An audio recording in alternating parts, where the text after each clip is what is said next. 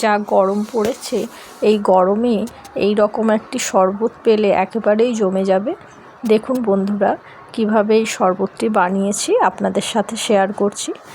এই গরমে লিচুও পাওয়া যাচ্ছে আর আমও পাওয়া যাচ্ছে, তাই লিচু আর আমের একটি রেসিপি করে আপনাদের দেখাচ্ছি, শরবতের রেসিপি। এই দেখুন, লিচুগুলোকে ছাড়িয়ে নিলাম একে একে।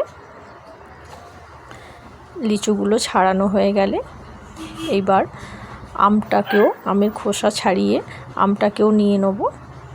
আমের পাল্প ভালোভাবে বের করে নেব। আমের পাল্পটা বের করানো হয়ে গেলে সামান্য জল অ্যাড করব।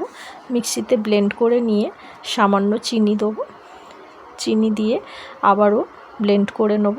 নিয়ে এর মধ্যে চাট মশলা, সামান্য একটু জিরে গুঁড়ো আর বিট লবণ দেবো। এমনি লবণ দিতে হবে না, বিট লবণ দিলেই হবে। এবার ভালো করে ওটাকে করে নিয়ে এর মধ্যে কয়েক টুকরো বরফ দেবো। বরফ দিয়ে আবারও ভালো করে জিনিসটাকে চামচ দিয়েই ভালো করে নেড়ে নেব। নেড়ে নেওয়া হয়ে গেলে মুখের মধ্যে দেখবেন লিচুও পড়বে, আমটাও পড়বে, খুবই ভালো লাগবে। এইবার গ্লাসের মধ্যে কয়েক টুকরো বরফ নিয়ে সার্ভ করে নেব শরবতটা একে একে। দুর্দান্ত খেতে হবে বন্ধুরা, এই গরমে একদম জমে যাবে। আপনারা করে জানাবেন অবশ্যই কমেন্ট বক্সে। এর ওপরে কাজু আর আলমন্ড কয়েক টুকরো ছড়িয়ে দেবো।